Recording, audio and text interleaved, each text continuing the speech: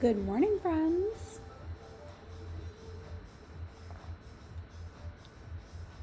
Let's have a little Astro chat and chill today. All right, so say hello when you arrive, if you're here, if you're watching or listening to the replay, hello to you too.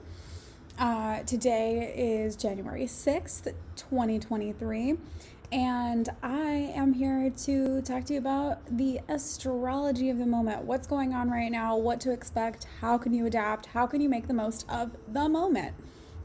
And today is a really fun day to be here and to be talking with all of you, all of you watching right now.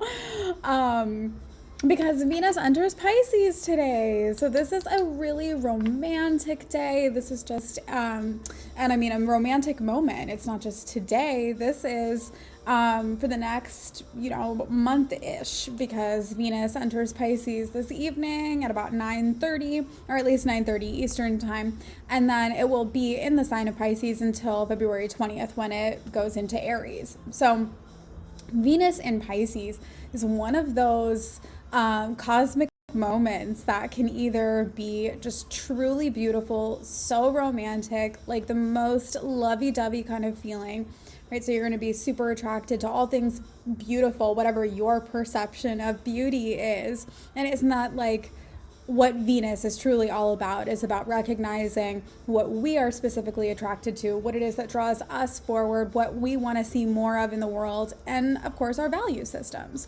So with Venus moving into Pisces, this is a beautiful time to be exploring things like art, to be allowing yourself to do sort of like the creative things that maybe you craved as a child. So I think of like dance. I also think of things that are going to connect you to your sense of source power. So for me, that's yoga, but maybe for you, that is doing breath work. Maybe that is coming into connection with community, because of course it's Aquarius season, and it is a lovely time to be connecting with community.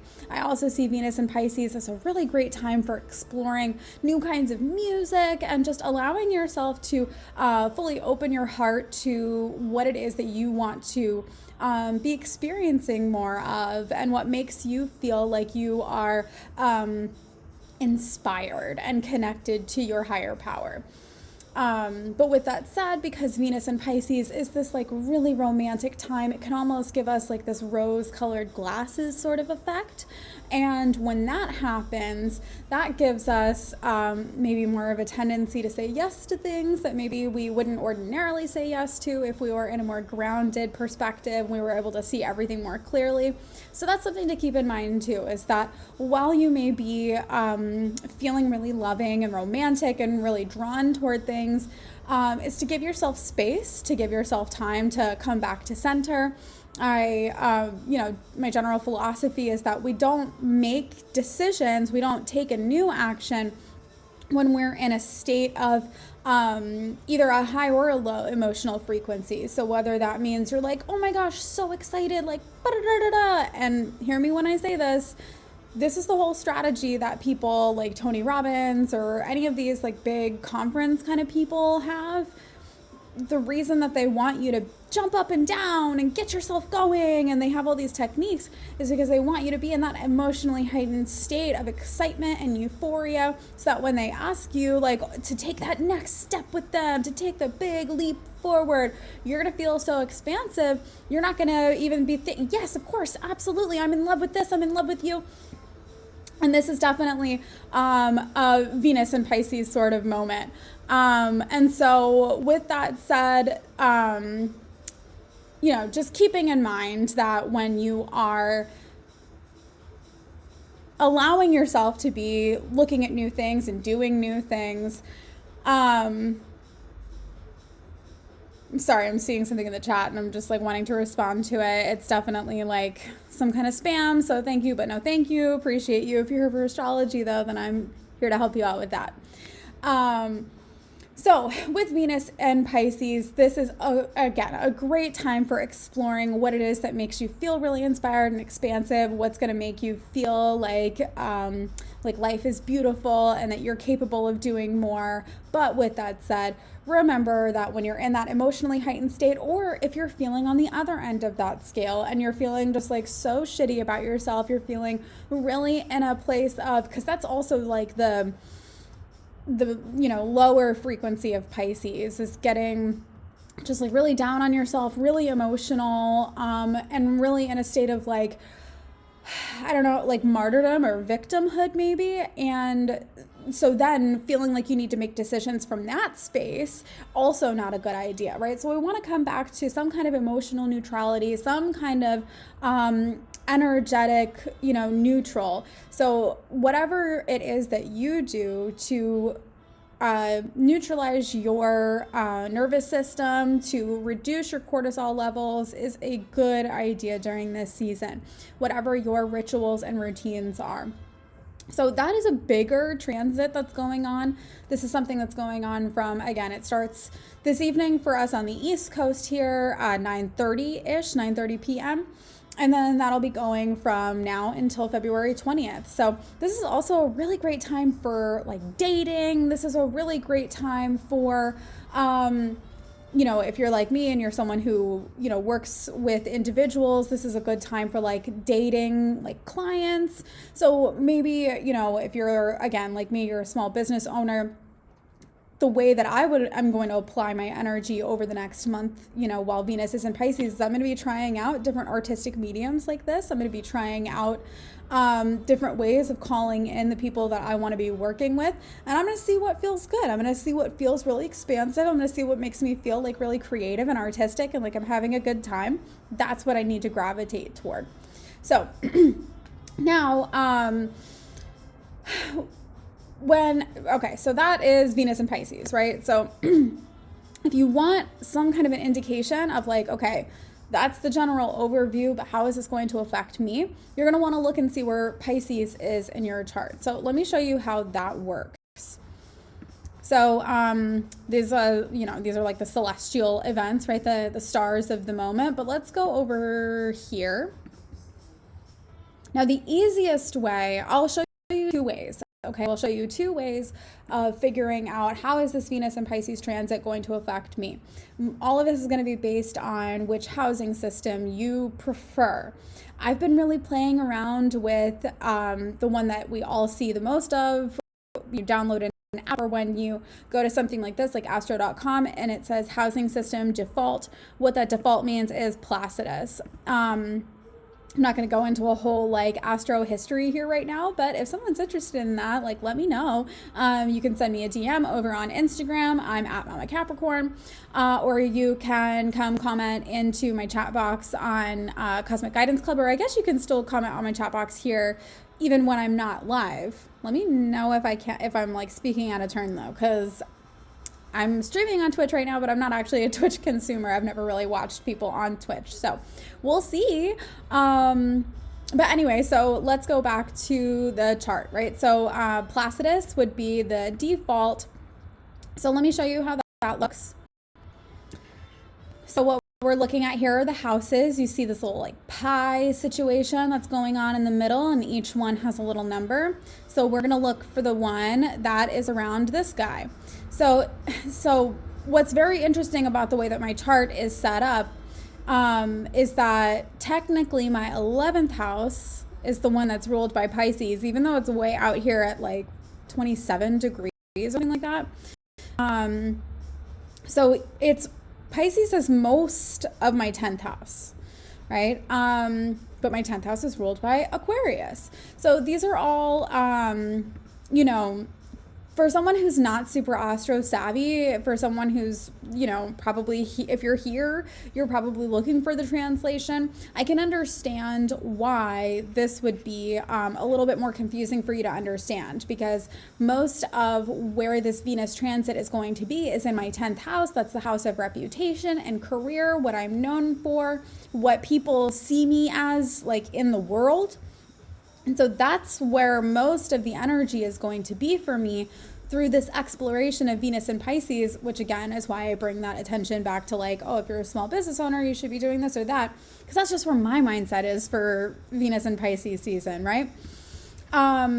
But then if, you know, we were to talk about like what Pisces rules in my chart, it's the 11th house, but it's only a couple of degrees here. So, and I mean, well, whatever. My 11th house is like intercepted, or I'm sorry, Aries is intercepted in my 11th house.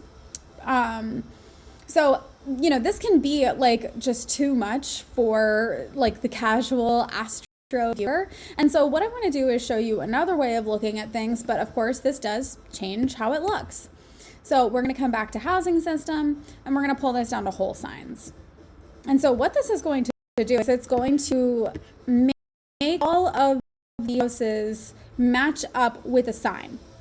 So rather than my first house starting at my ascendant at 12 degrees Gemini, which is like almost halfway through the sign, it starts right up there at 0 degrees, right? So everything is like neatly tucked into the house is ruled by that sign. And so if we take that into consideration, again, right, we're just going to be talking about, for me, this Venus and Pisces transit is specifically relevant in the area of my career, in the area of my reputation, in the area of how I am seen in the world. Okay, so what I will do now is maybe let's go look at like, let's see, my daughter. Okay, and see how this is working for her. Okay, so Venus in Pisces, that's going to be in her first house. So Venus in Pisces, I have to imagine she is probably going to undergo a little like renovation, so to speak, right? Like she's going to be taking a look at like her expression, like how she is seen by other people. The first and the 10th house are things that any small business owner, anyone who is in the business of like trying to call in clients, trying to call in new business opportunities, who wants to be like branding themselves, influencers, TikTokers, all y'all people, right? It is that, what is the ascendant, right? What is my first impression? What's the first like thing people see when they look at me? And then what is the 10th house? So sometimes the 10th house is, I get a little morbid. Maybe it's like all my 8th house energy, just like very comfortable in Scorpio. But when I think about your 10th house, I think about it being like the end of your story, all right? Like when you die and we look at your Wikipedia page, and what is it going to say? Like, you know, Mama Capricorn was a this. That's kind of the energy of the 10th house. And so when we look at those two things together, right, or I guess, yeah, I mean, I'm talking more specifically about like small business. But for my daughter, right, this is going to be something that is going to be more reforming in the area of her like personal expression, how other people see her. Like, I wonder if she's about to undergo a new like version of herself. Like, the last couple of years were very like girly and princessy, and everything was ballerinas and all kinds of, you know, that sort of thing. And recently she's very much into like fantasy worlds, but like knights and dragons, and she's super into Harry Potter now, and no more pink, it's blue and green, you know. So I have a feeling that we're going to see another evolution of my sweet Mana, and we'll see how that goes. She's got all kinds of stuff going on in her first house, so this may also be a relatively sensitive time for her. This is something for me to be taking into consideration as her parent, because if we have Venus coming over her Neptune, coming over her Chiron, coming over her ascendant, this just says to me that either like she could have like a sense of insecurity, that something could trigger her to feel, oh, like I'm not being accepted by others, or I'm not being seen by others, I'm not being appreciated by others. My daughter is very much someone who wants to fit in, and she puts so much pressure on herself. I just don't know where it comes from. So this tells me that as we have Venus in Pisces moving through her first house over the next month or so, that I need to be extra attentive. I need to be extra available. I need to be even more nurturing and caregiving. And holy shit, I'm so sorry. I'm just like really noticing how much her chart changes in whole signs. This is so interesting. Let's go back and let's look at her in Placidus housing, because this is more what I'm used to, right? Seeing her third house Gemini Mercury. She is aware of her own third house Gemini Mercury, because it's like such a thing. It's the native sign, native house. So my daughter's just a talker. She talks about everything. She thinks out her thoughts like out loud. She wants to talk about everything and anything under the sun, and I love her to death, but holy shit, sometimes it's just like, okay, kid, I saw a meme the other day that was like a kid, like me in sensory overload, and it's like Peter Parker, like crying, and then it's Loki, like, oh, that sucks for you, like, anyways, and it's like my kid's reaction, and it just is so us, like, so accurate. Me just being like, oh my god, I'm so overstimulated, I need you to please just like take it down 2, 3, 5 notches.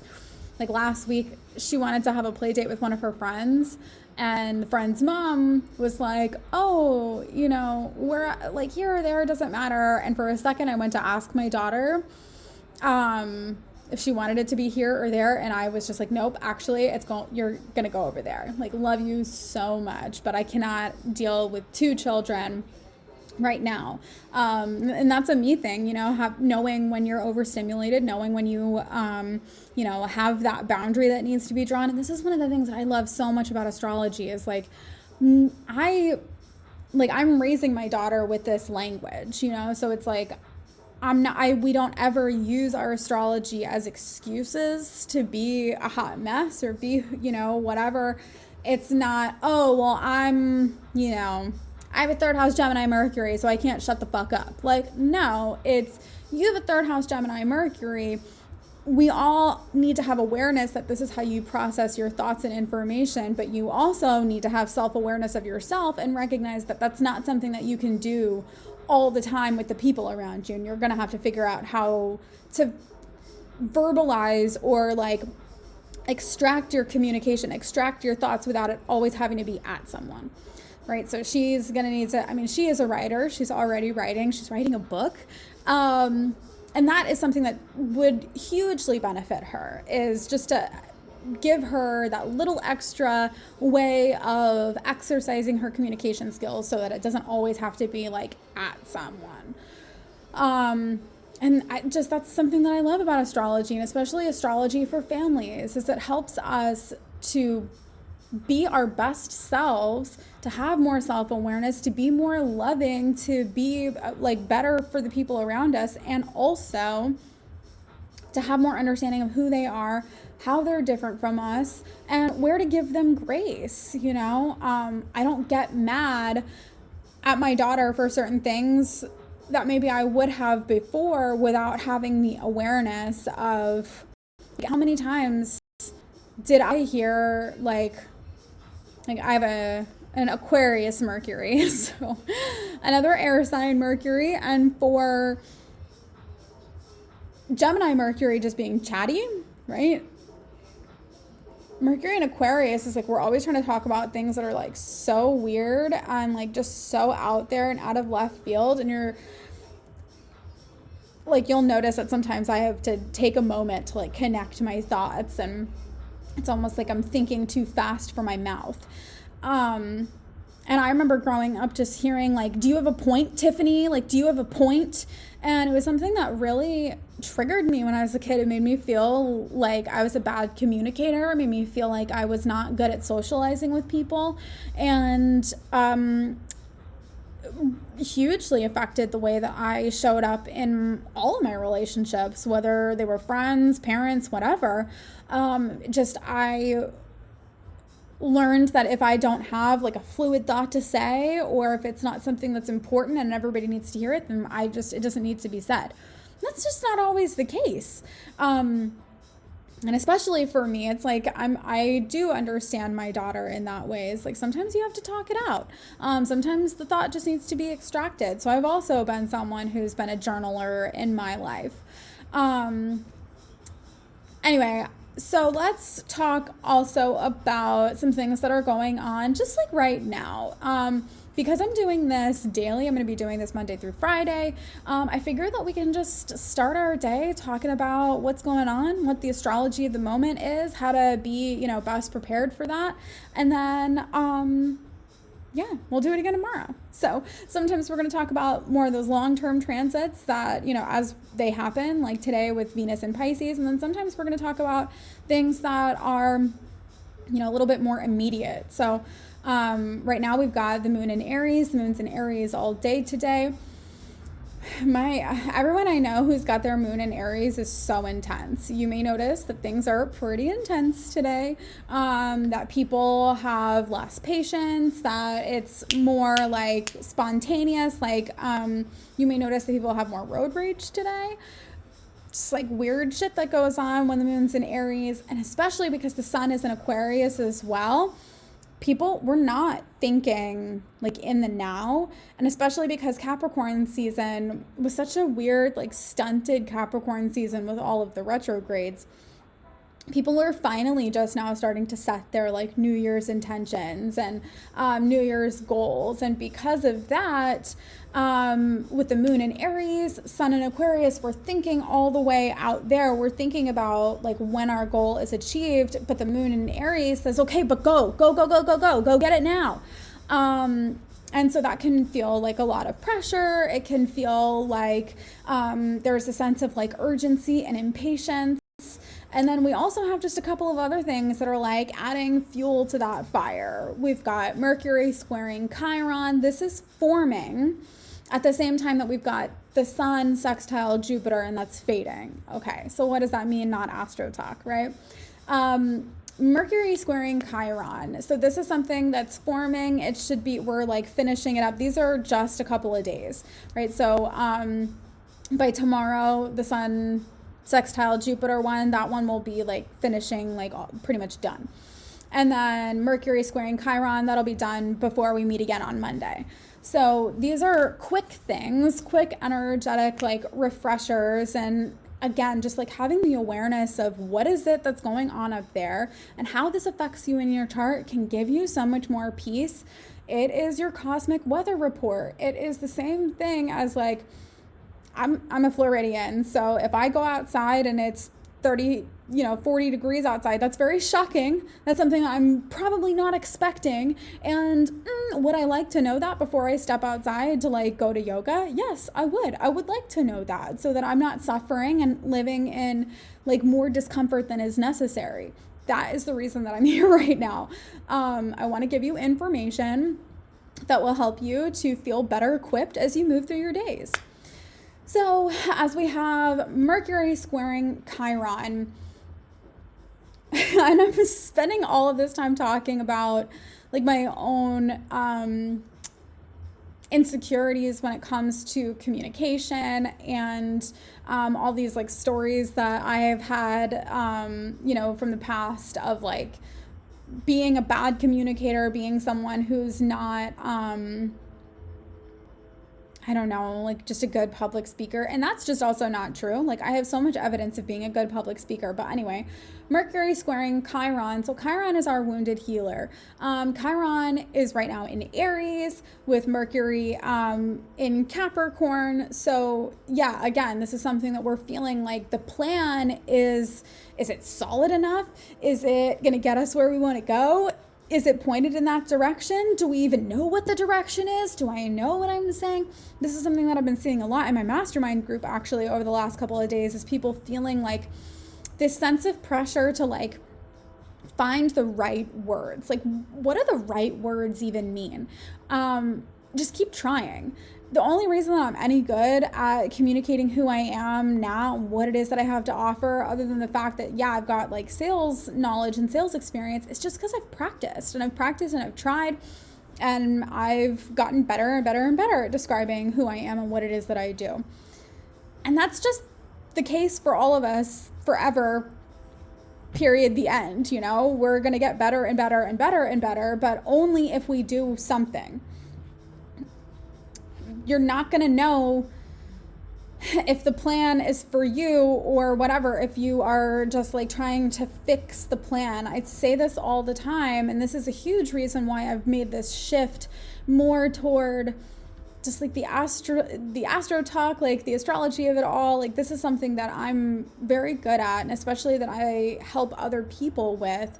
When I can sit down with you and your chart, like, especially if I've never like met you before, if I don't know you, it can feel like, whoa, how does this person know me so well? How do they know my family so well? How do they know my history? How do they know my, my insecurities? I know because it's right there on your chart. It's just right there on your chart. And so something that I've been saying a lot lately is that,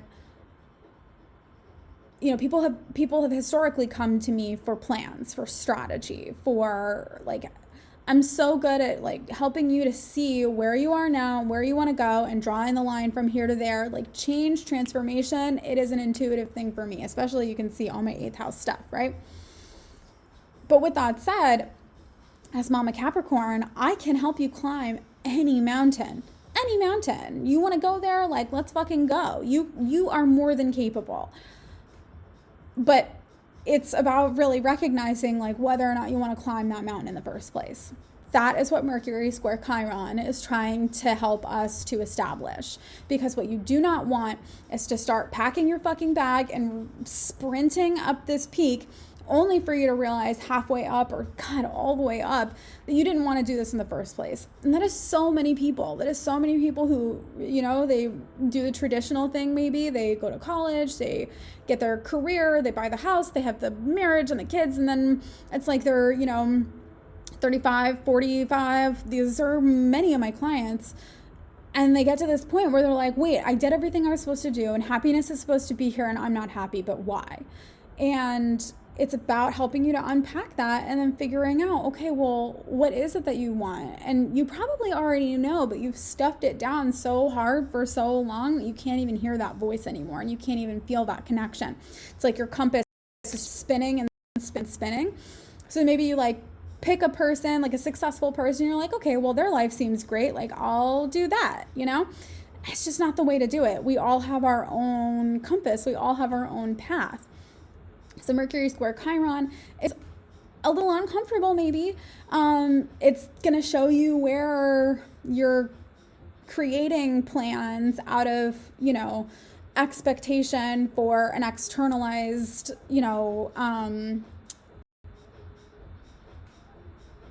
what is the word I'm searching for? Validation, right? So it's going to show you that. It's going to show you where you're like, this plan is not for you and never was, or this, like, why are you even doing this? Are you doing this to achieve love? Are you doing this to get attention? Are you doing this? And could you get that in a different way? Do you want to get it in a different way? Right? These are all the kinds of questions that I explore with people in their readings and in their client sessions. So then we also have been having the Sun sextile Jupiter. I love these two things together, okay? Because this one is fading, as I mentioned, Sun sextile Jupiter. We've got this one like today, tomorrow, and then it's done. The Sun is in Aquarius right now, and Jupiter is in Aries right now. Yes, Jupiter is in Aries right now. And so this has been a hugely expansive like energy. I don't know, for me, this has not felt great, but I think that it's, if I'm being honest, it's probably because the Sun being in Aquarius and all this other stuff, it's like I'm just feeling like uncomfortable, like I'm being called to something higher, something different, something new. This is the whole thing, y'all. so many times we block ourselves from what it is that we actually want, what it is that we're trying to manifest. We don't listen to our intuition. We don't listen to the signals. We don't listen. And then we're like upset later and we're, oh, well, I'm not getting the results that I want, or I'm not this, or I'm not that. And you're not evaluating, like really taking a good look. And I don't mean like making it mean something, but like taking a good look at your thoughts and your feelings and like the literal physical sensations that rise up in your body when you think about going after the thing, right? So for example, I'm getting a lot of indication lately that I need to step more into what I would call like a creator business model. So this is more live streaming. This is more, people paying for like access to content and memberships and, Patreon stuff and the podcast and brand sponsorships and things like that. Right. So, I've got so many things, like I've got so many things that are swimming in my head. It is like it is just inundating. It is overwhelming. And so I know I can't accomplish all this all at once. I know this is not something that I can do in a day or in a week or in a month or even in a fucking year. So I have to like take deep breaths, come back, right? What did I say at the beginning? Neutralize, right? Bring your nervous system down to a regulated place. Calm the fuck down, because if I am feeling bad about myself, if I'm in a low, this is not a place to take action. This is a place to maybe maintain or kind of experiment or get my thoughts out. Again, same thing. If I'm in a place of like excitement, like, oh my gosh, this is so exciting, I'm going to end up sprinting probably on something that's maybe like step 5 or 6 in the plan. And that doesn't need to happen. Okay. So it's just coming back, taking some deep breaths and getting clear on, okay, if this is the trajectory, what am I feeling right now? Why is it that I'm feeling that? Where do these feelings come from? And something that I really encourage you to do, and this is like the process, I'm rewriting my book this year, but essentially, and let's go back and let's look at my chart really quick one more time, because what we want to do is I want to show you where I was talking about this yesterday in my mastermind. I talk a lot about North and South Node, because I feel that this is like your like energetic, like that is the alignment of the compass, right? If you notice things feeling out of alignment, if you notice yourself feeling like things are really hard, like you're struggling, look at your, I guess you can't really see it in this, but it's going to be whatever is opposing, right? So your South Node. And actually I'll just go like draw it on the chart so that you can see it. Right, so let's just mark the descending node. True node's already there, but we'll do it anyway. Okay, so there it is, South Node. Okay, so if my South Node is in Virgo in the 4th house, I know that my comfort zone, right? Comfort being a very loose word that we use here, because comfort doesn't necessarily mean it's comfortable. It just means that it is what we are used to experiencing, right? And so if we know that my South Node is in Virgo in the 4th house, then I know that my comfort zone, my knee-jerk reaction, is to do things in a very systemized way and to be behind the scenes. It is, and I know that for so many people who know me, especially because you see this like all this like stacked like upper hemisphere, this should say I'm like pretty comfortable being seen and being known and being visible and like whatever. But truly, like, it is kind of a trigger for me, and it makes me feel really uncomfortable, and I get nervous, and I'm just like, y'all, I worry about being made fun of. I worry about whatever, being ridiculed, being canceled, or whatever the fuck people are worrying about right now. Like, I worry about these things, in varying degrees as well. Mostly for me as an astrologer, I worry about, like, I get a lot of imposter syndrome, but I know that the astrologers in the room, if you really know what you're talking about, seeing my North Node in Pisces in the 10th house, seeing my Mercury and Aquarius in the 9th house, seeing that I have a 12th house Jupiter, I have like all the makings of being an astrologer. Like it is one of the most weirdly like intuitive things that I've ever experienced in my life. It's like, the information's already been living in my head and I'm just like awakening back to it since I found it. But anyway, with that said, I know that my comfort zone, my knee-jerk reaction is to go back to like creating systems, creating spreadsheets, creating workbooks, and anything that I can do to try to help make the day-to-day of your life easier, to like try to give you a system to follow. Because I'm like, oh, well, if you can just follow my system, then you can get what you want. But no, that's not it, and I fucking know it. And so anytime that you notice you're out of alignment, the best thing to do is to look at your North Node and try to realign yourself, okay? So my North Node being in Pisces, in the 10th house, this is all about following my intuition, allowing myself to be seen, to be visible, and especially to like do my work in the world.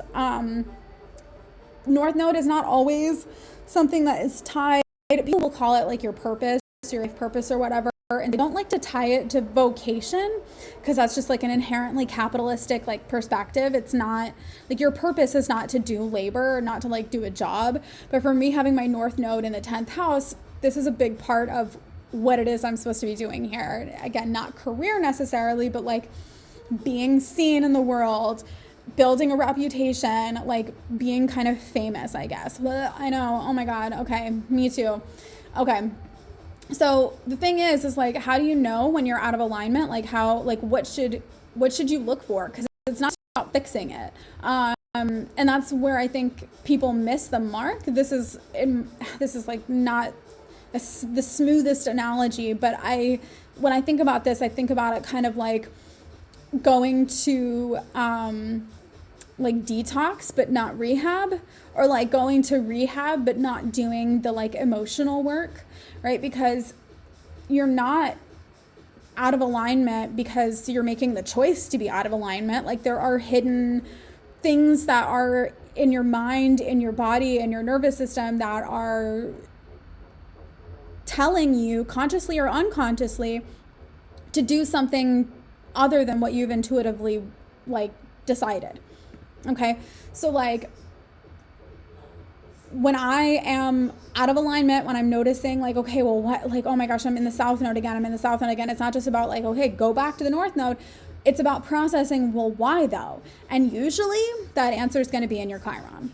Usually it's going to be right over in that Chiron. So it kind of looks like this little key, right? This is a placement. It's an asteroid in your chart. It's called the Wounded Healer. And so what this is it is a, I love that term for it, wounded healer, okay? Because it is a wound. It is probably something that goes back as far as you can remember. It is a repeating pattern in your life. It is a pattern of wounding. And if you are responding to this pattern in a healthy way, if you are working on it, if you are working to heal it, this is something that you will notice, like, people will be drawn to you, that people, and not just people, but you will be drawn to situations that will allow you to take that lesson and do more with it and help others with it, right? Whether it's like directly or indirectly. So for me, I know that, you know, if I'm in my South Node, if I'm like hiding, so I'm like processing these two transits that are going on right now, right? Where the sun is sextile Jupiter, and I'm being like, and actually let's go and just add the transits to my chart. Right, so the sun sextile Jupiter, right? So this is like really bridging, and the sun is literally conjunct my Mercury today. So we've got this like sextile that's happening all the way from my 9th house, spanning my 10th into the 11th. And so this is like begging me to be seen. That's what this whole thing is about. And I'm like freaking out, man. And then we've got, right, Mercury squaring Chiron, with Mercury being, of course, where is it? It's at 11 degrees. So this is basically conjunct my Neptune. So again, it's calling all of my dreams, all of my visions, everything out and trying to make the plan, trying to systemize that. And it's like, yikes, fucking, I'm going to need people. I'm going to need to like basically reinvent myself again. Like, what if people fucking hate it? Like, what, like, how do I know that this is right for me? Oh my gosh. gosh, like, I'm gonna let myself be visible and be seen, and like, I'm gonna do this thing that I have helped so many other people to do. I'm gonna actually do it now. I don't know, man. Like, so these are the things that I'm personally processing right now, that I'm allowing myself to come back to and give myself more grace. And this is all I can say, y'all. Like, this is what it's about. Astrology, self-awareness, like, none of this is gonna fix your life. This is about giving you a tool to make things easier, right? To make things make more sense, so that you are no longer fighting upstream or climbing a mountain only to realize, oh my God, I didn't even want to do this, right? That's exhausting. So that you can come back to yourself and say, I know what I want, I know what's going on, I know why I feel like this, and you feel more grounded. You feel more like there is a reason for everything that's happening. You feel like you are better at understanding yourself, your place in the world today, and like what's expected of you. And that's like yesterday when I closed my computer at like 4:30 in the afternoon and I was done with my work for the day, like, there's always plenty more as a business owner for me to do. There's always more to do. But I had to give myself permission to just stop, because I've got too many things going on, too many thoughts, and I'm trying too hard to figure it out, and that's not where I need to be right now. So I'm doing as much as I can any given day. I am continuing to be in marketing. I'm continuing to make these little adjustments, but it's small steps every day. And as a person who is used to like writing a book in a day, writing a book in 6 days and having it published in less than a week. And yes, that's a real thing that happened. And here it is. The Ego Death Experience. I'm currently in a space of like revising this right now.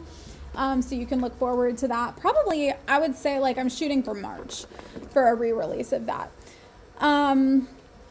But yeah, I wrote that in a week, so maybe this time around, giving myself a little bit more space to marinate and to find the perfect stories for each point, for each step.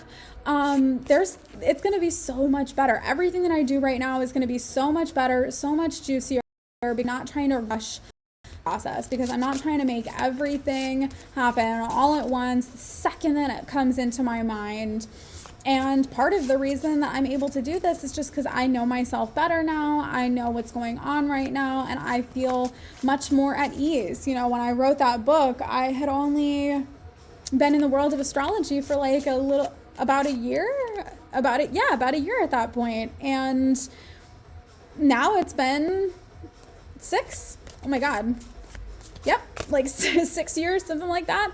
And so I've got, and obviously like so much more time spent now. I mean, gosh, this is a process. This book is, the Ego Death Experience is, I didn't realize it, but it's essentially like an NLP process. I hadn't taken an NLP course at the time. I didn't have my certification at the time. And then like 2 years after I published that book, I took an NLP and hypnotherapy certification.